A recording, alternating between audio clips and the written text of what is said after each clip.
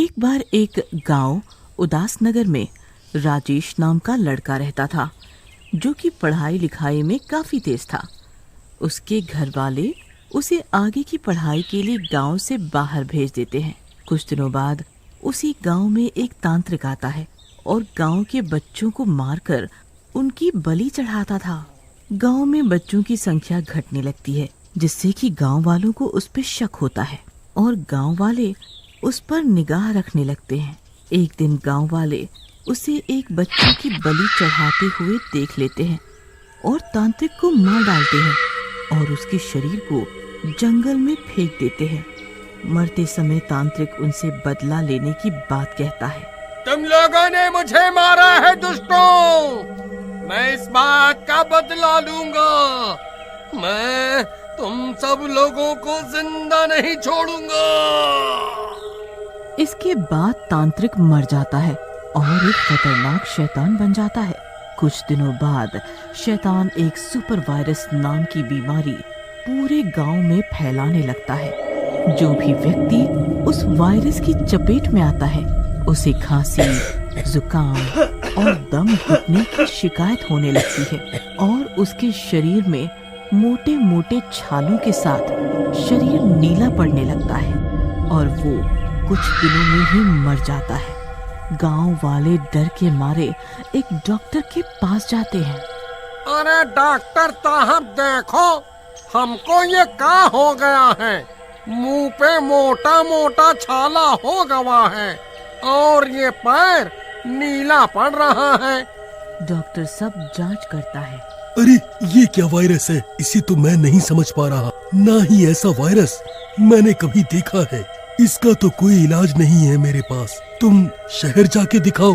अरे नहीं नहीं डॉक्टर साहब, आप तो ऐसा मत कहिए। अगर आप ऐसा बोलोगे तो ऐसा कैसे चलेगा? आप तो भगवान का रूप हैं। देखो भाई, आप बात तो ठीक कह रहे हो, लेकिन मैं क्या करूं? मुझे सच में इस बीमारी का पता नहीं चल पा रहा कि ये क्या है और क्या वायरस है ये। हाँ, अगर आप लोग चाहो तो एक काम कर सकते हो। जी जी डॉक्टर साहब, आप जैसा कहोगे हम वैसा ही करेंगे। तो आप लोग एक काम करो, ये मास्क पहन लो और जब तक जरूरी ना हो एक दूसरे से ना बोलो और ना ही मिलो। उसके बाद राजेश जब अपनी पढ़ाई पूरी करके गांव वापस आया तो उसे गांव में कुछ भी पहले जैसा नहीं लगा। सब एक दूसरे से बात नहीं कर रहे होते और गांव में काफी सन्नाटा और मनहूसियत सी छाई थी।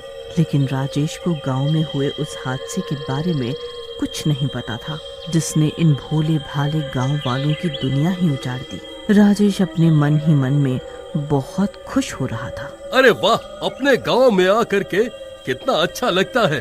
आहा, वो पीपल की छांव, वो प्यारा गांव, वो प्यारे भोले भाले लोग। आज तो अपने माता पिता को भी काफी समय के बाद देखूंगा। पता नहीं कैसे होंगे वो। आज तो मजा ही आ जाएगा। तभी उसे वहाँ से रामू काका गुजरते हुए दिखते हैं। और रामू काका, पाए लागू, क्या हाल चाल है? सब ठीक ठाक है? सब ठीक है, लेकिन तू यहाँ क्या करने आया है? निकल जा गांव से, रात होने से पहले। रामू काका, लगता है कि आपकी मजाक करने की आदत गई नहीं। क्यों डरा रहे हो? बच्चे की जान लोगे क्या है? बेटा, मेरा काम था समझाना, आगे तेरी मर्जी।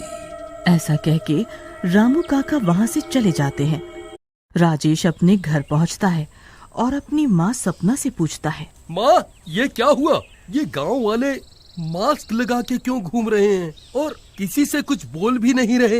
बेटा, अब तुझे क्या बताऊं क्या हुआ यहाँ। जब तू नहीं था यहाँ गांव वालों पर क्या क्या बीती। फिर सपना उसे सारी बात बताती है कि कैसे गांव में एक तांत्रिक आया और उसने कैसे गांव वालों से बदला लेने की बात की। बात सुनकर राजेश हंसने लगता है। क्या माँ, तुम अब के जमाने में भी इन तांत्रिकों और भूत प्रेतों की बातों में विश्वास करती हो? बेटा, अब अब हम कर भी क्या सकते हैं? जो सामने देखा वो तुम्हें बता दिया, और कई जगह तो साइंस भी फेल हो जाती है भगवान के सामने। माँ, अब तुम कुछ भी करो और कहो, मैं नहीं मानता। वैसे भी मैं डॉक्टर हूँ, इन बातों को नहीं मानता। उसी रात एक गांव वाले की तबीयत खराब होती है और वो डॉक्टर के पास जा रहा होता है। तभी वहाँ राजेश आ जाता है। रुको, मुझे देखने दो, क्या माजरा है, मैं भी डॉक्टर हूँ। गांव वाले रुक जाते हैं। राजेश उस मरीज को देखता है। मरीज की हालत गंभीर होती है, उसकी सांसें जोर जोर से चल रही होती हैं और वो दर्द से तड़पने लगता है। उसके शरीर पर मोटे मोटे छाले पड़ने लगते हैं, उसका शरीर नीला पड़ने लगता है। वो बहुत ही खतरनाक लग रहा होता है और उसकी आवाज भी बदलने लगती है। अरे मर गया रे, मुझे मार दो डॉक्टर, बहुत बहुत दर्द हो रहा है।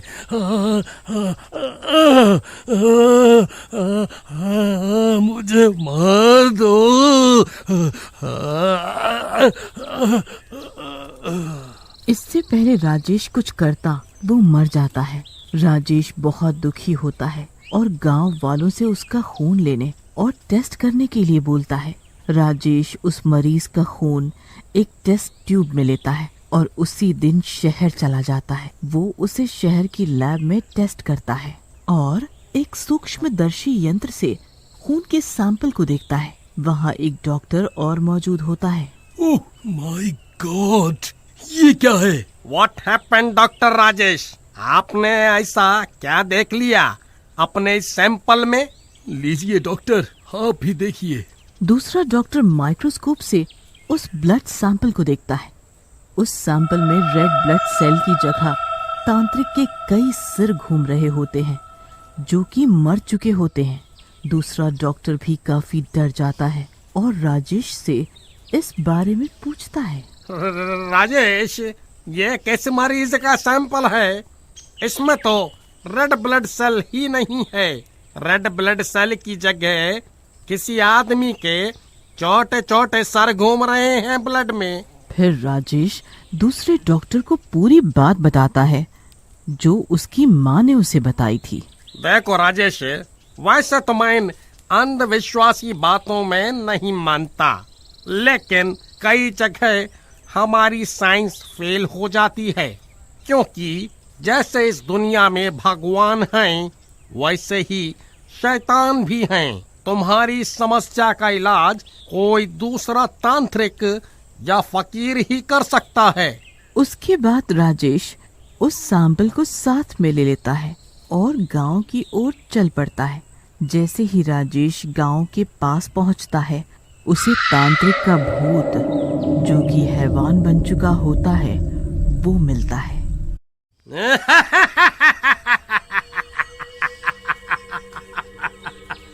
बहुत बहादुर है लड़के तूने इस सुपर वायरस को पहचान लिया, लेकिन तूने ये गलती कर दी। अब तुझे मरना होगा।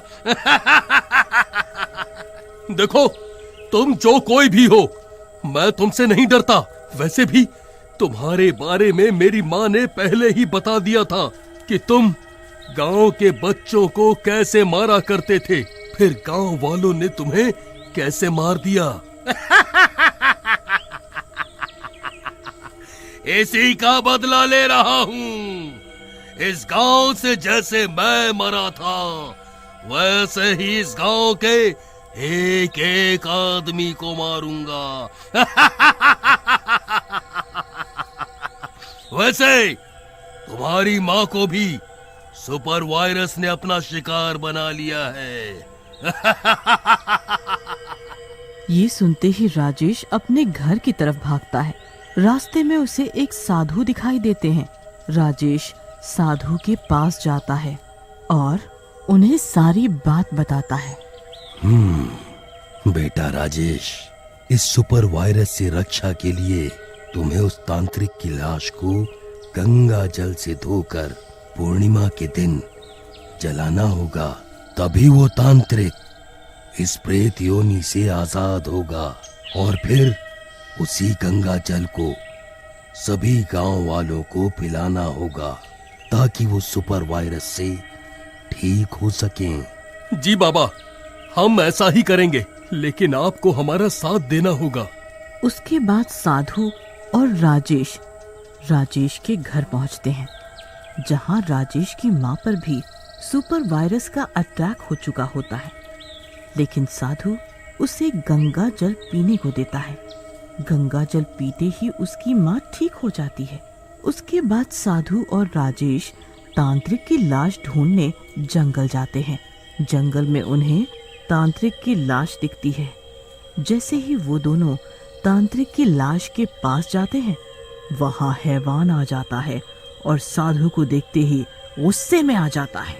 दोस्त, तो तूने मेरी तंत्र साधना में पहले भी टांग अड़ाई थी। मैं तुझे जिंदा नहीं छोड़ूंगा। तांत्रिक, तूने कौन सी साधना की? तू तो बच्चों की हत्या करता था, उनकी बलि देता था। तुझे तो अपने कर्मों का हिसाब ही मिला है। और देख, इत्तेफाक से आज पूर्णिमा भी है। आज हम तेरे इस सुपर वायरस से गांव वालों को मुक्ति दिला देंगे। ये सुनकर तांत्रिक का प्रेत साधु पर हमला कर देता है। दोनों में भयंकर युद्ध होने लगता है। इसी बीच मौका देखकर राजेश तांत्रिक के शरीर के ऊपर गंगा जल छिड़क देता है। गंगा जल के गिरते ही हैवान बना तांत्रिक तड़पने लगता है और तभी साधु भी अपनी शक्ति से उसके शरीर में आग लगा देते हैं। तांत्रिक का शरीर और उसका प्रेत दोनों ही जलने लगते हैं। राजेश बेटा, अब तुम एक काम करो, ये गंगा जल नदी के पानी में मिला दो और गांव वालों से बोलो कि उस पानी को पी लें। जैसे ही वे लोग इस पानी को पिएंगे, इस सुपर वायरस के प्रकोप से बच जाएंगे और ठीक हो जाएंगे। उसके बाद राजेश ऐसा ही करता है। वो गंगा जल को नदी के पानी में मिला देता है और गांव वालों को बुला लाता है।